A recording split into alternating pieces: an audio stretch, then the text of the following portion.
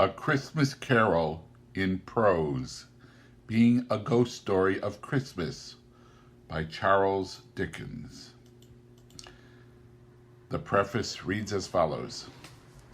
I have endeavored in this ghostly little book to raise the ghost of an idea which shall not put my readers out of humor with themselves, with each other, with the season, or with me.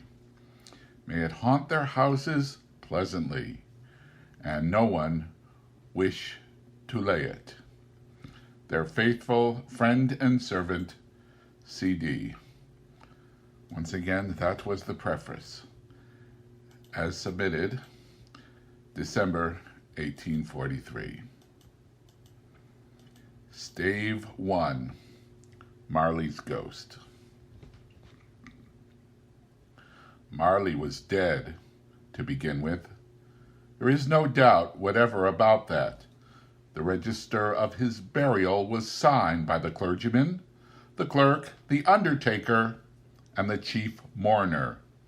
Scrooge signed it, and Scrooge's name was good upon 'change for anything he chose to put his hand to. Old Marley was dead as a doornail. Mind, I don't mean to say that I know, of my own knowledge, what there is particularly dead about a doornail. I might have been inclined, myself, to regard a coffin nail as the deadest piece of ironmongery in the trade, but the wisdom of our ancestors is in the simile, and my unhallowed hands shall not disturb it, or the country's done for. You will therefore permit me to repeat, emphatically, that Marley was dead as a doornail. Scrooge knew he was dead? Of course he did. How could it be otherwise? Scrooge and he were partners for I don't know how many years. Scrooge was his sole executor, his sole administrator, his sole assign, his sole residuary legatee, his sole friend, and sole mourner. And even Scrooge was not so dreadfully cut up by the sad event, but that he was an excellent man of business on the very day of the funeral, and solemnized it with an undoubted bargain. The mention of Marley's funeral brings me back to the point I started from. There is no doubt that Marley was dead. This must be distinctly understood, or nothing wonderful can come of the story I am going to relate. If we were not perfectly convinced that Hamlet's father died before the play began, there would be nothing more remarkable in his taking a stroll at night in an easterly wind upon his own ramparts than there would be in any other middle-aged gentleman rashly turning out after dark in a breezy spot, say St. Paul's churchyard, for instance, literally to astonish his son's weak mind. Scrooge never painted out Marley's name. There it stood, years afterwards, above the warehouse door. Scrooge and Marley. The firm was known as Scrooge and Marley. Sometimes people knew to the business called Scrooge, and sometimes Marley. But he answered to both names. It was all the same to him. Oh, but he was a tight-fisted hand at the grindstone, Scrooge. A squeezing, wrenching, grasping, scraping, clutching, covetous old sinner, hard and sharp as flint, from which no steel had ever struck out generous fire, secret and self-contained and solitary as an oyster. The cold within him froze his old features, nipped his pointed nose, shriveled his cheek, stiffened his gait, made his eyes red, his thin lips blue, and spoke out shrewdly in his grating voice. A frosty rime was on his head and on his eyebrows and his wiry chin. He carried his own low temperature always about with him. He iced his office in the dog days and didn't thaw it 1 degree at Christmas. External heat and cold had little influence on Scrooge. Nor warmth could warm, no wintry weather chill him. No wind that blew was bitterer than he, no falling snow was more intent upon its purpose, no pelting rain less open to entreaty. Foul weather didn't know where to have him. The heaviest rain and snow and hail and sleet could boast of the advantage over him in only one respect. They often came down handsomely, and Scrooge never did. Nobody ever stopped him in the street to say, with gladsome look, "My dear Scrooge, how are you? When will you come to see me?" No beggars implored him to bestow a trifle. No children asked him what it was o'clock. No man or woman ever once in all his life inquired the way to such and such a place of Scrooge. Even the blind men's dogs appeared to know him. And when they saw him coming on, would tug their owners into doorways and up courts, and then would wag their tails as though they said, "No eye at all is better than an evil eye, dog master." But what did Scrooge care? It was the very thing he liked, to edge his way along the crowded paths of life, warning all human sympathy to keep its distance, was what knowing ones call nuts to Scrooge. Once upon a time, of all the good days in the year on Christmas Eve, old Scrooge sat busy in his counting house. It was cold, bleak, biting weather, foggy withal, and he could not hear the people in the court outside go wheezing up and down, beating their hands upon their breasts, and stamping their feet upon the pavement stones to warm them. The city clocks had only just gone 3, but it was quite dark already. It had not been light all day, and candles were flaring in the windows of the neighboring offices, like ruddy smears upon the palpable brown air. The fog came pouring in at every chink and keyhole, and was so dense without that although the court was of the narrowest, the houses opposite were mere phantoms. To see the dingy cloud come drooping down, obscuring everything, one might have thought that nature lived hard by and was brewing on a large scale. The door of Scrooge's counting house was open that he might keep his eye upon his clerk, who in a dismal little cell beyond, a sort of tank, was copying letters. Scrooge had a very small fire, but the clerk's fire was so very much smaller that it looked like one coal. But he couldn't replenish it, for Scrooge kept the coal box in his own room. And so surely, as the clerk came in with the shovel, the master predicted that it would be necessary for them to part.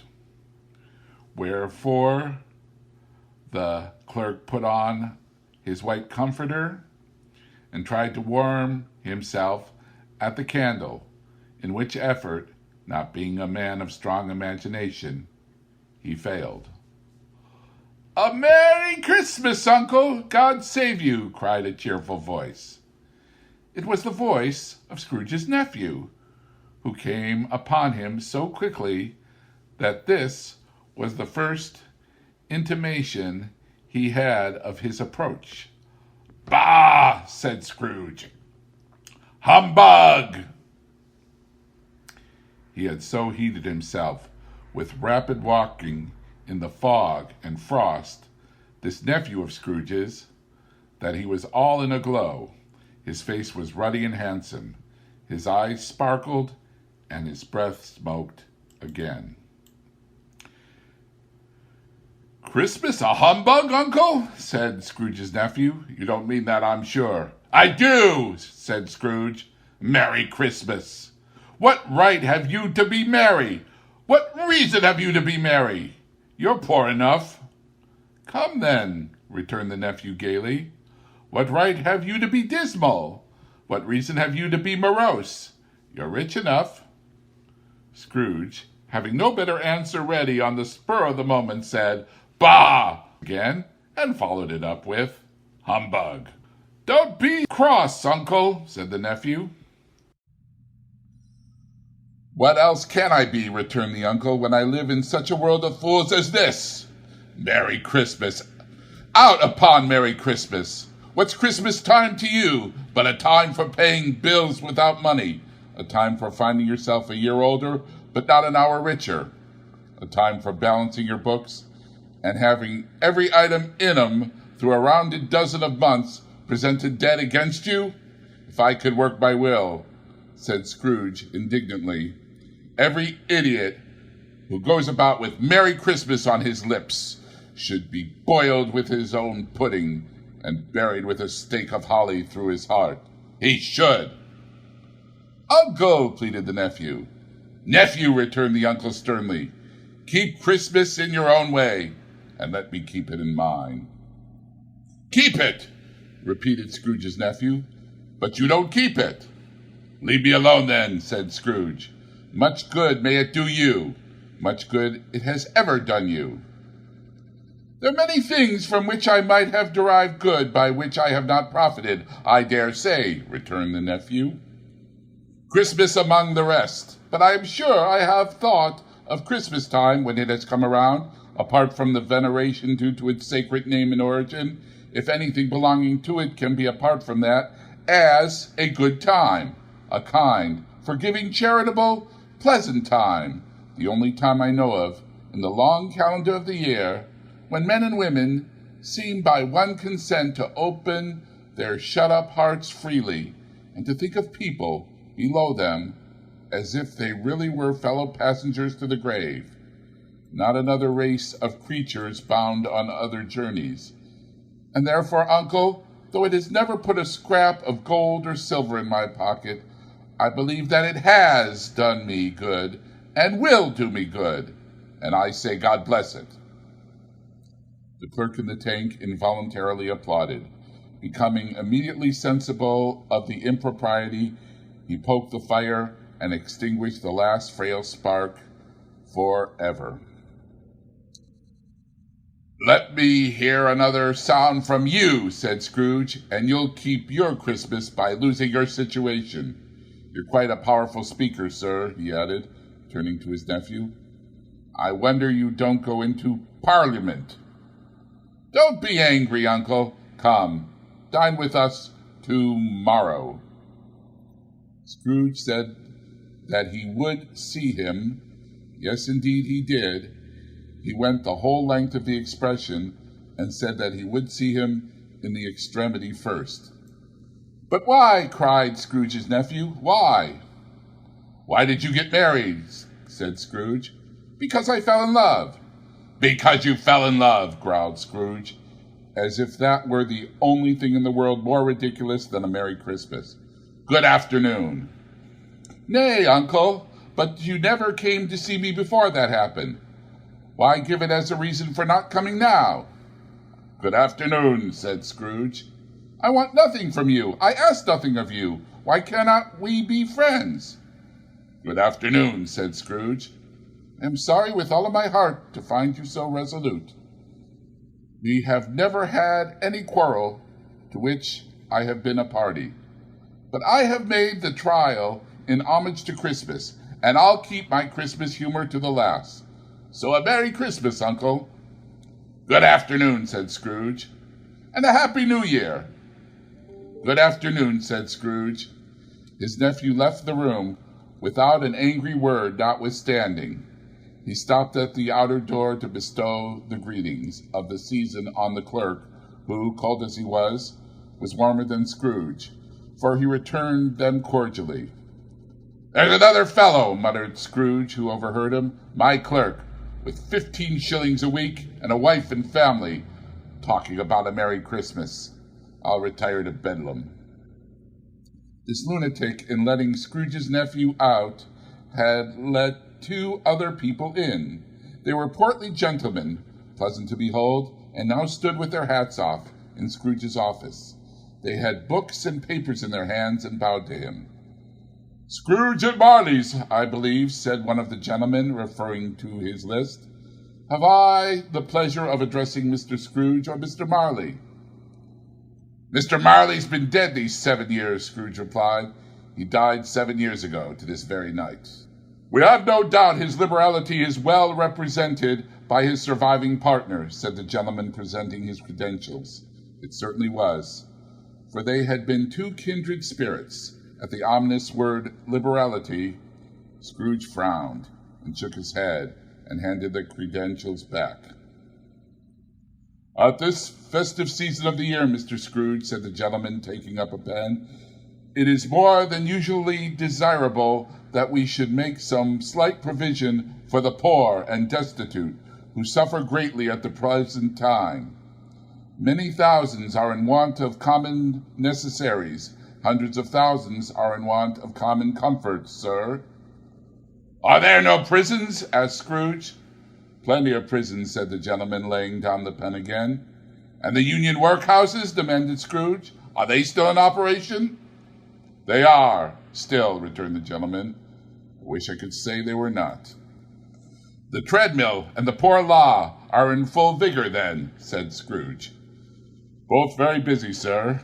"Oh, I was afraid from what you said at first that something had occurred to stop them in their useful course," said Scrooge. "I'm very glad to hear it."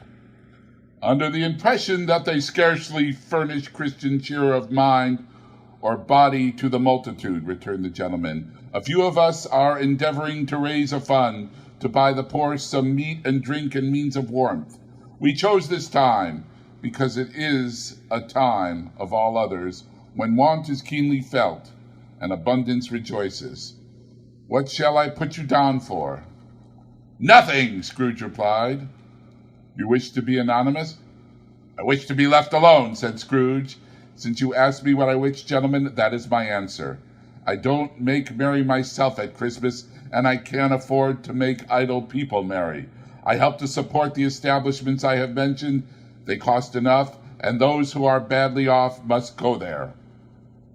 "Many go there, and many would rather die." "If they would rather die," said Scrooge, "they'd better do it and decrease the surplus population. Besides, excuse me, I don't know that." "But you might know it," observed the gentleman. "It's not my business," Scrooge returned. "It's enough for a man to understand his own business and not to interfere with other people's. Mine occupies me constantly. Good afternoon, gentlemen." Seeing clearly that it would be useless to pursue their point, the gentleman withdrew. Scrooge resumed his labors with an improved opinion of himself, and in a more facetious temper than was usual with him. Meanwhile, the fog and darkness thickened so that people ran about with flaring links, proffering their services to go before horses and carriages and conduct them on their way. The ancient tower of a church, whose gruff old bell was always peeping slyly down at Scrooge out of a Gothic window in the wall, became invisible, and struck the hours and quarters in the clouds, with tremulous vibrations afterwards, as if its teeth were chattering in its frozen head up there. The cold became intense. In the main stream, at the corner of the court, some laborers were repairing the gas pipes, and had lighted a great fire in brazier, round which a party of ragged men and boys were gathered, warming their hands and winking their eyes before the blaze in rapture. The water plug being left in solitude, its overflowings sullenly congealed and turned to misanthropic ice. The brightness of the shops, where holly sprigs and berries crackled in the lamp heat of the windows, made pale faces ruddy as they gasped. Poulterers' and grocers' trades became a splendid joke, a glorious pageant, with which it was next to impossible to believe that such dull principles as the bargain and sale had anything to do. The Lord Mayor, in the stronghold of the mighty mansion house, gave orders to his 50 cooks and butlers to keep Christmas as a Lord Mayor's household should.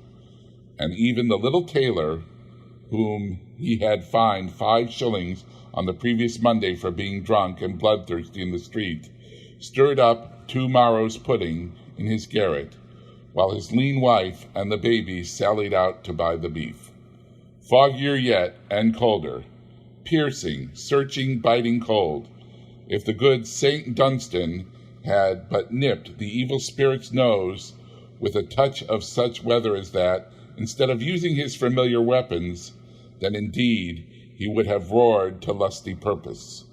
The owner of one scant young nose, gnawed and mumbled by the hungry cold, as bones are gnawed by dogs, stooped down at Scrooge's keyhole to regale him with a Christmas carol.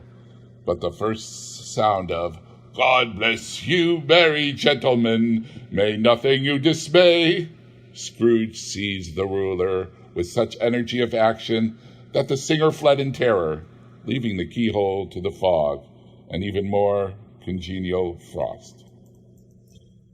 At length the hour of shutting up the counting-house arrived.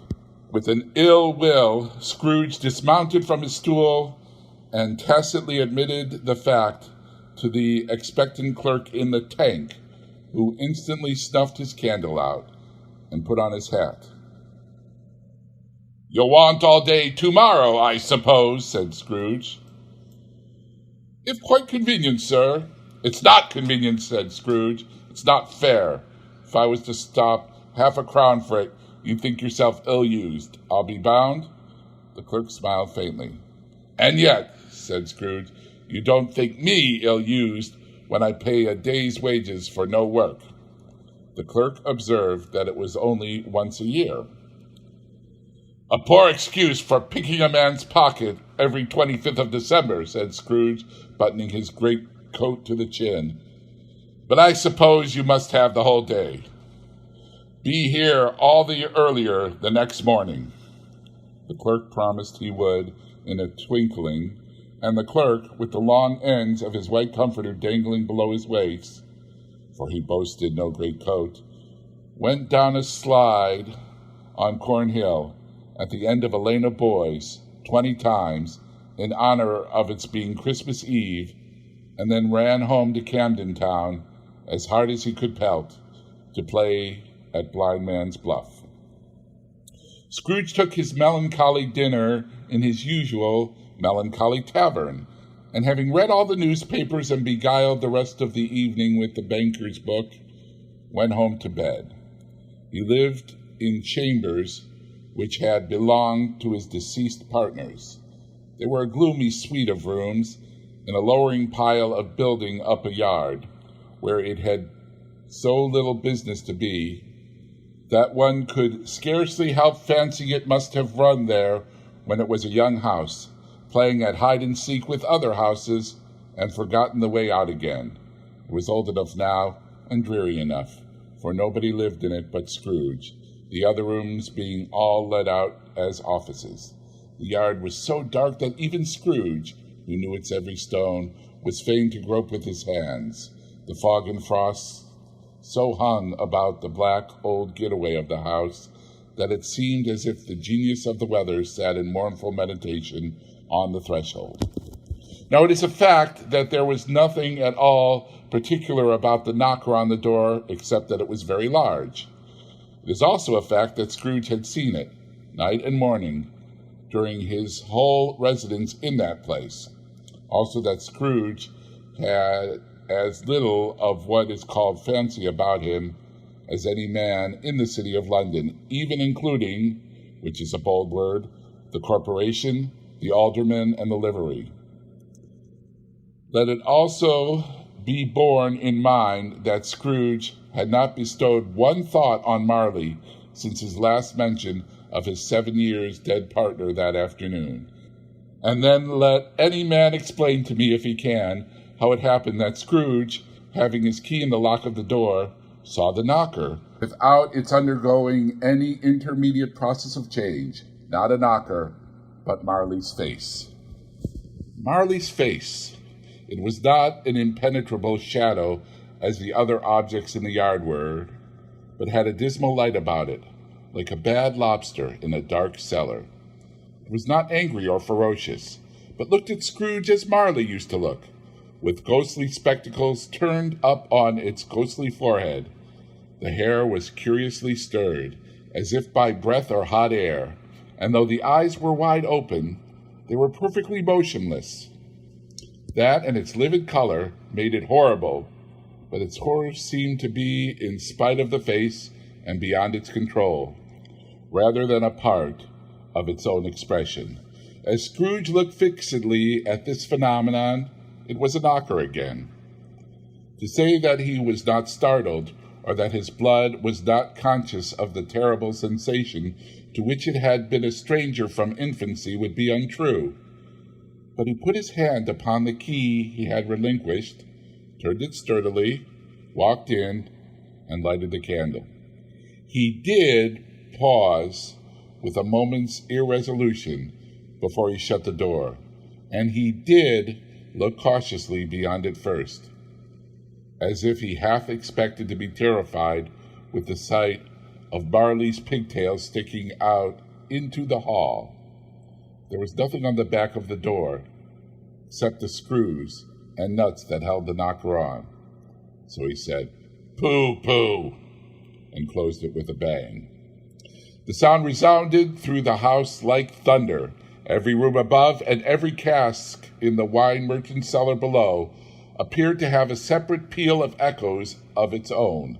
Scrooge was not a man to be frightened by echoes. He fastened the door and walked across the hall and up the stairs, slowly, too, trimming his candle as he went. You may talk vaguely about driving a coach and six up a good old flight of stairs or through a bad young Act of Parliament, but I mean to say you might have got a hearse up that staircase and taken it broadways with the splinter bar toward the wall and the door toward the balustrades, and done it easy. There was plenty of width for that and room to spare, which is perhaps the reason why Scrooge thought he saw a locomotive hearse going on before him in the gloom. Half a dozen gas lamps out of the street wouldn't have lighted the entry too well, so you may suppose that it was pretty dark with Scrooge's dip. Up Scrooge went, not caring a button for that. Darkness is cheap, and Scrooge liked it. But before he shut his heavy door, he walked through his rooms to see that all was right. He had just enough recollection of the face to desire to do that. Sitting room, bedroom, lumber room, all as they should be. Nobody under the table, nobody under the sofa, a small fire in the grate, spoon and basin ready, and the little saucepan of gruel, Scrooge had a cold in his head, upon the hob. Nobody under the bed, nobody in the closet, nobody in his dressing gown, which was hanging up in a suspicious attitude against the wall. Lumber room as usual. Old fire guard, old shoes, 2 fish brackets, washing stand on 3 legs, and a poker. Quite satisfied, he closed his door and locked himself in. Double locked himself in, which was not his custom. Thus secured against surprise, he took off his cravat, put on his dressing gown and slippers and his nightcap, and sat before the fire to take his gruel. It was a very low fire indeed, nothing on such a bitter night. He was obliged to sit close to it and brood over it before he could extract the last sensation of warmth from a handful of fuel.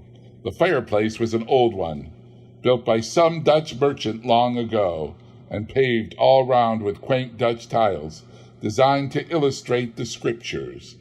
There were Cains and Abels, Pharaoh's daughters, queens of Sheba, angelic messengers, descending through the air on clouds like featherbeds, Abraham, Belshazzars, apostles putting off to sea in butterboats, hundreds of figures to attract his thought. And yet that face of Marley, 7 years dead, came like the ancient prophet's nod and swallowed up the whole. If each smooth tile had been blank at first, with power to shape some picture on its surface from the disjointed fragments of his thoughts, there would have been a copy of old Marley's hand on every one. "Humbug!" said Scrooge, and walked across the room. After several turns, he sat down again. As he threw his head back in the chair, his glance happened to rest upon a bell, a disused bell, that hung in the room and communicated for some purpose now forgotten with a chamber in the highest story of the building. It was with great astonishment and with a strange, inexplicable dread that, as he looked, he saw this bell begin to swing. It swung so softly in the outset that it scarcely made a sound. But soon it rang loudly, and so did every bell in the house. This might have lasted half a minute or a minute, but it seemed an hour. The bells ceased as they had begun together. They were succeeded by a clanking noise deep down below, as if some person were dragging a heavy chain over the casks in the wine merchant's cellar. Scrooge then remembered to have heard that ghosts in haunted houses were described as dragging chains. The cellar door flew open with a booming sound. Then he heard a noise, much louder, on the floors below. Then coming up the stairs, then coming straight toward the door. "It's humbug still," said Scrooge. "I won't believe it." His color changed, though, when, without a pause, it came on through the heavy door and passed into the room before his eyes. Upon its coming in, the dying flame leaped up as though it cried, "I know him, Marley's ghost," and fell again. The same face, the very same, Marley, in his pigtail, usual waistcoat, tights, and boots, the tassels on the latter bristling like his pigtail and his coat skirts, and the hair upon his head. The chain he drew was clasped in the middle. It was long and wound about him like a tail. It was made, for Scrooge observed it closely, of cash boxes, keys, padlocks, ledgers, deeds, and heavy purses wrought in steel. His body was transparent, so that Scrooge, observing him, looking through his waistcoat, could see the two buttons on his coat behind. Scrooge often heard it said that Marley had no bowels, but he never believed it until now. No, nor did he believe it even now, though he looked the phantom through and through and saw it standing before him, though he felt the chilling influence of its death-cold eyes and marked the very texture of the folded kerchief bound about its head and chin, which wrapper he had not observed before. He was still incredulous, and fought against his senses. "How now?" said Scrooge, caustic and cold as ever. "What do you want with me?" "Much." Marley's voice, no doubt about it. "Who are you?" "Ask me who I was." "Who were you, then?" said Scrooge, raising his voice. "You're particular for a shade." He was going to say, "to a shade," but substituted this as more appropriate. "In life, I was your partner, Jacob Marley." Can you sit down?" asked Scrooge, looking doubtfully at him. "I can." "Do it, then." Scrooge asked the question because he didn't know whether a ghost so transparent may find himself in a condition to take a chair, and felt that in the event of being impossible, it might involve the necessity of embarrassing explanation. But the ghost sat down on the opposite side of the fireplace, as if he were quite used to it. "You don't believe in me," observed the ghost. "I don't," said Scrooge. "What evidence would you have of my reality beyond that of your senses?" "I don't know," said Scrooge. "Why doubt your senses?" "Because," said Scrooge, "a little thing affects them. A slight disorder of the stomach makes them cheats. You may be an undigested bit of beef, a blot of mustard, a crumb of cheese, a fragment of underdone potatoes. There's more of gravy than of grave about you, whatever you are." Scrooge was not much in the habit of cracking jokes, nor did he feel in his heart by any means waggish then. The truth is that he tried to be smart, as a means of distracting his own attention, and keeping down his terror, for the spectre's voice disturbed the very marrow of his bones. To sit staring at those fixed, gazed eyes in silence for a moment would play, Scrooge felt, the very deuce with him. There was something very awful, too, in the spectre's being provided with an infernal atmosphere of its own. Scrooge could not feel it himself, but this was clearly the case, for though the ghost sat perfectly motionless, its hair, skirts, and tassels were still agitated by the hot vapor from an oven. "You see this toothpick?" said Scrooge, returning quickly to the charge for the reason just assigned, and wishing it were only for a second to divert the vision's stony gaze from himself. "I do," replied the ghost. "You are not looking at it," said Scrooge. "But I see it," said the ghost, "notwithstanding."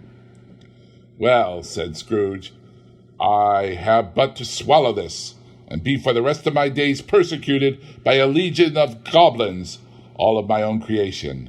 Humbug, I tell you, humbug." At this the spirit raised a frightful cry, and shook its chain with such a dismal and appalling noise that Scrooge held on tight to his chair to save himself from falling in a swoon. But how much greater was his horror when the phantom, taking off the bandage round its head, as if it were too warm to wear indoors, its lower jaw dropped down upon its breast. Scrooge fell upon his knees and clasped his hands before his face.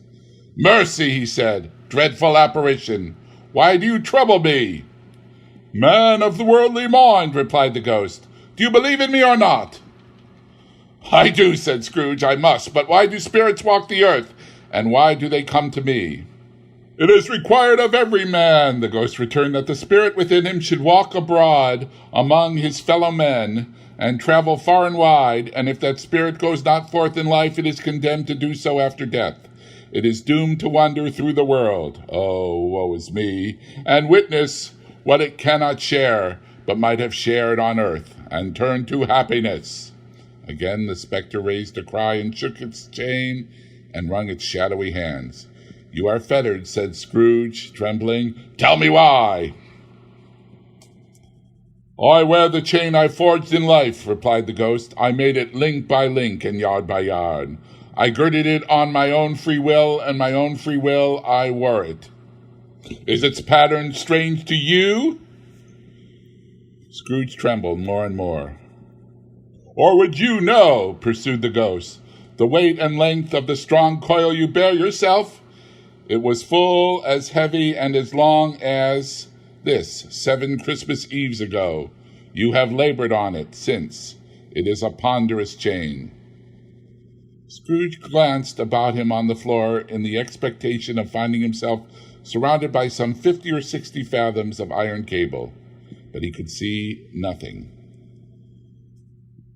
"Jacob," he said imploringly, "old Jacob Marley, tell me more. Speak comfort to me, Jacob."